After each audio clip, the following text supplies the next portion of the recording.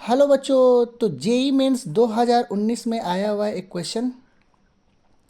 और क्वेश्चन कह रहा है कि the number of all possible positive integral value of alpha for which the roots of the quadratic equation 6x² - 11x plus alpha is equals to 0 are rational number is.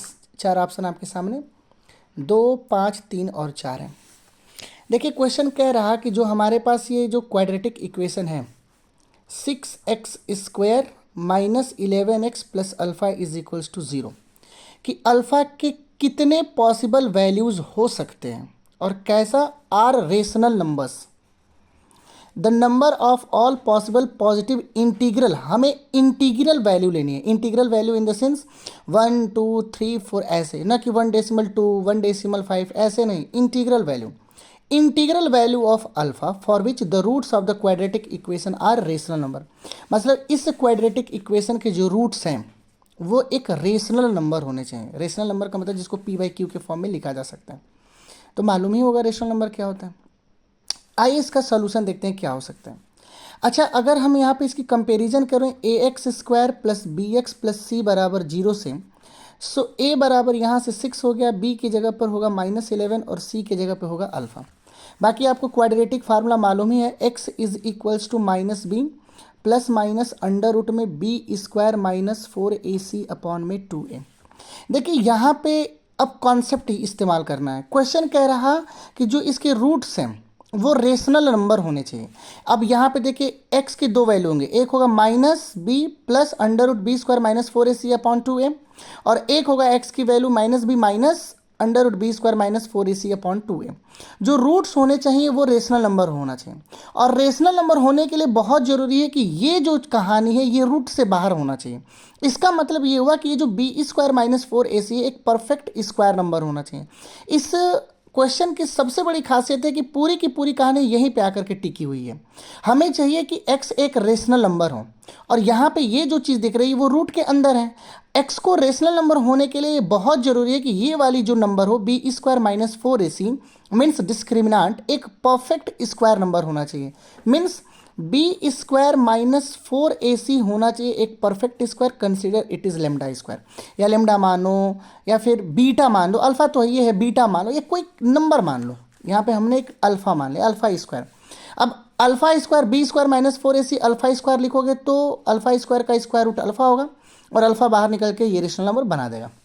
अब value substitute करो तो v के जगह पर लिखोगे -11 - 4 into a के जगह पर 6, c के जगह पर लिख दो alpha. This should be equal to alpha square. So 11 square is 121 minus 6 4 जा 24 alpha is equals to lambda square. अब हमें अल्फा की वैल्यू एक एक करके रखना है। क्या हमें लेना है? Integral value. सो पहले अल्फा की वैल्यू 1 रखो। तो अल्फा की वैल्यू जब 1 यहाँ पे रखोगे तो मिलेगी 121 minus 24 into 1 is equals to lambda square. So you will get 121 minus 24 is equals to lambda square.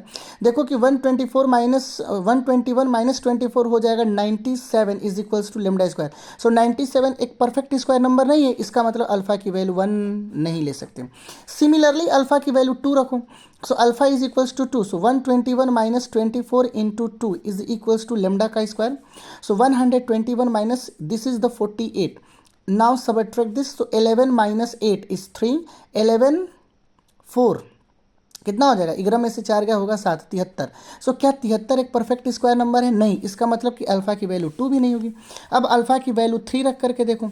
So what will you get? 121 minus 24 into 3 is equals to lambda square. So you will get 121 minus this is the 72 is equals to lambda square. अब minus करो तो 11 में से 2 गया होगा 9 और 11 में से 7 गया होगा 4। अब देखो 49 एक परफेक्ट स्क्वायर नंबर है, यानी लेमडा की वैल्यू 7 होगी, यानी एक वैल्यू लेमडा अल्फा के 3 आ गए। अब 4 रख करके देखो। So when you put alpha is equals to 4, so what will you get? 121 minus 24 into 4 is equals to lambda square. So you will get 121 is minus 96 is equals to lambda square. So 121 में से 96 को minus करोगे तो जहाँ तक हमको लग रहा है 25 हो जाएगा लेमडा स्क्वायर। अब 25 भी परफेक्ट स्क्वायर नंबर है, यानी लेमडा की वैल्यू 5, यानी अल्फा 4 पे भी वैलिड हो गई। अब अल्फा के जगह पे 5 लिखेंगे। When you put alpha is equals to 5, so you will get 121 minus 24 into 5 is equals to lambda square. So this will you get 121 minus 120 is equals to lambda square. 1 is equals to lambda square, lambda is equals to 1. तो lambda की एक value और मिल गई 1, यानी 1 perfect square number है. तो alpha is equals to 5 पर भी हमें लैम्डा की वैल्यू आ रही. अब 5 के बाद 6 नहीं लिख सकते क्योंकि हमें पॉसिबल पॉजिटिव इंटीग्रल चाहिए, पॉजिटिव.